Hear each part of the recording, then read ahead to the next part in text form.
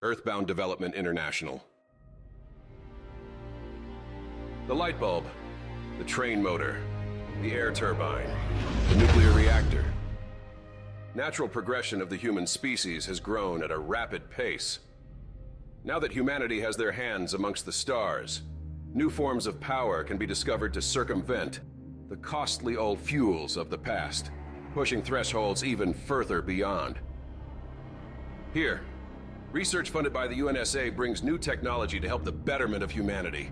Breaking the boundaries and manifesting new heights, EDI is at the forefront of it all. For our military might, and for humanity's birthright, manifest the future with prowess and sovereign dignity. EDI. Episode 6 of the Space Race Cyclopedia is here, and straight to the point, we are discussing a certain manufacturer from Infinite Warfare. Their impact on the series is seen in equal parts with the campaign as well as the multiplayer. They were the ones to develop the F-SPAR technologies that sparked the war between the UNSA and the SDF. The Merc Specialist found in multiplayer is 100% sponsored by EDI, as its abilities and specialist weapon are both powered by that same technology. But beyond the lore of the company, we look at their firearm arsenal. Limiting down to 2 primary weapons, they are experimental-grade firearms with unique features that we have an opportunity to try out in H3VR as well. Those 2 primary weapons are the EBR-800 and the G-Rail. These techie-funky firearms are a real treat to use against SO6, and utilizing them to their fullest requires patience and skill. Let's dive right to critical details with these 2 guns, and find more to love about them in the process. First of the 2 respective rifles, the EBR-800 was available with the launch of Infinite Warfare, and it has many attributes comparing itself with the M1 Garand, M1A, and the M14 EBR. The trade dress of the stock and rifling still obvious, despite the amount of gadgets welded onto its chassis. It was a group effort, credits going to the designers Sean Byers, Benjamin Turner, and Ben Garnell. A hybrid between a sniper rifle and an assault rifle with a flip of a switch. Powered by laser beams, its high-caliber energy shots can ricochet off surfaces. Although in all likelihood, you'll be using this rifle with its intended purpose in mind, making those shots hit right on target. The flip from sniper to assault rifle results in a flip in rules of engagement. Its assault rifle form can hold its own against rifles of the same category, taking tangos down within 3 to 4 shots. What this results in is a multifaceted tool with the needed flexibility to fight against both enemies from a distance and enemies that breach said distance.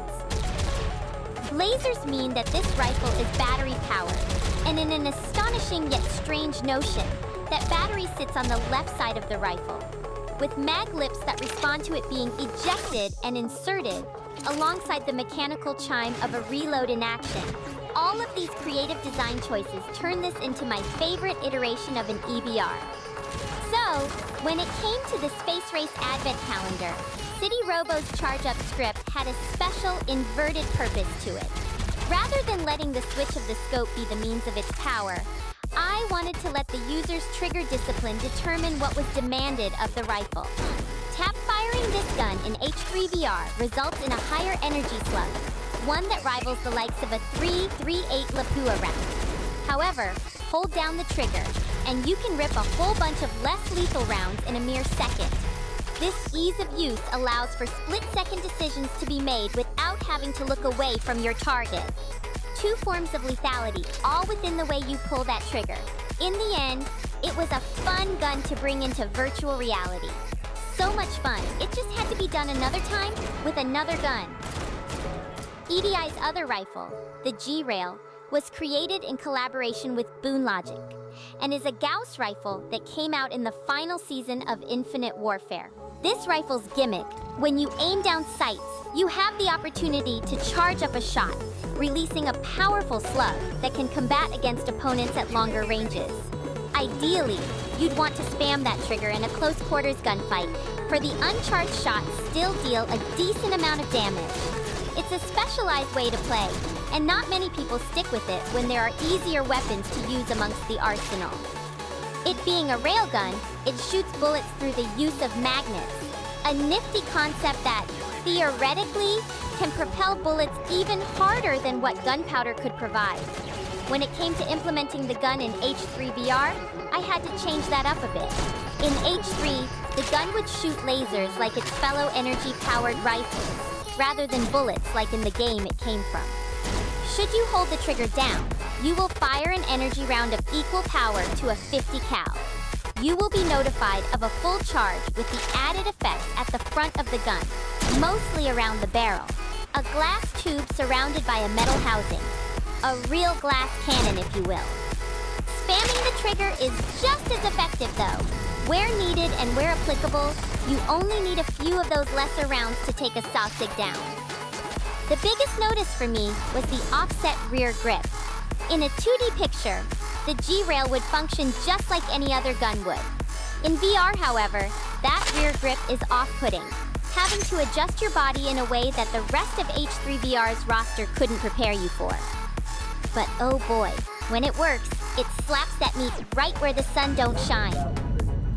Powered by batteries, these two sci-fi beasts are available for you to use in the world of H3VR. And let it be known, their creator's resume is short, sweet, and punctual to the point. Like hitting a dart on the bullseye. EDI.